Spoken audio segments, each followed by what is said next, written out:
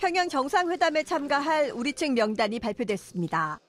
정치와 경제, 시민사회 등 모두 200여 명 규모입니다. 공식 수행원은 서훈 국가정보원장과 강경화 외교부 장관, 조명균 통일부 장관 등 14명입니다. 남북 정상회담으로는 처음으로 이해찬 민주당 대표와 정동영 민주평화당 대표, 이정미 정의당 대표 등 정당 대표가 동행합니다. 더불어 지방자치단체 대표로 박원순 서울시장이 포함됐습니다.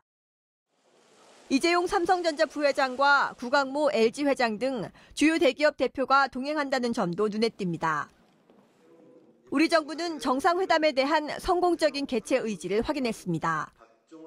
우리 남북관계를 개선 발전시켜 나가는 것이고 또 하나는 비핵화를 위한 북미 대화를 중재하고 촉진하는 것이고 그리고 남북 간의 군사적 긴장과 전쟁의 위협을 완전히 종식시키는 것이라고 생각합니다.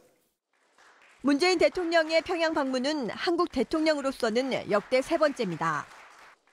김대중 노무현 전 대통령의 평양 방문 때와 마찬가지로 2박 3일 일정입니다.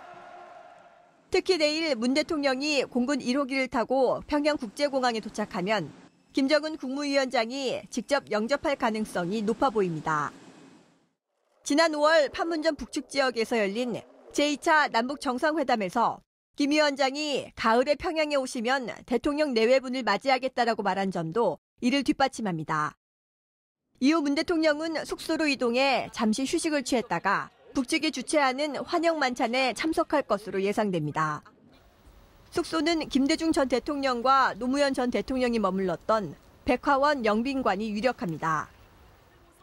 주요 의제에 대한 논의는 회담 둘째 날에 이루어질 거란 관측입니다.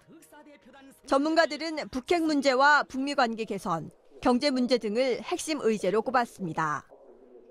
북핵 문제 해결, 그리고 북미 관계 개선, 이것이 첫 번째로 제일 큰 의제가 될 거고, 그다음에 역시 그 판문점 회담의 연속성이 있다면 경제 문제가 될 거라고 보고 있습니다. 그리고 현 정부가 추진하고 있는 새로운 신경제 개념이라든지 남북한의 경협을 통해 가지고 아시아로 확산시키는 이런 경협 주제가. 회담 마지막 날 문 대통령은 북측이 마련한 환송 오찬을 마치고 귀환할 것으로 보입니다. 또 가수 지코와 에일리 등이 방북하는 만큼 청와대는 이번 정상회담에서도 남북 결의의 마음을 하나로 잇는 감동의 공연을 기대한다고 설명했습니다. 어제 동대문 디자인 플라자에 문을 연 메인 프레스 센터도 평양 정상회담의 소식을 세계 각국으로 전할 준비를 마쳤습니다.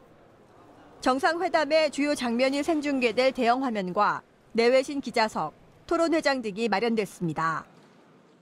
이번 정상회담의 슬로건인 평화 새로운 미래처럼 내일부터 진행되는 남북 정상회담이 지난 두 차례 정상회담의 의제를 얼마나 구체화시킬지 주목됩니다. TBS 이혜진입니다.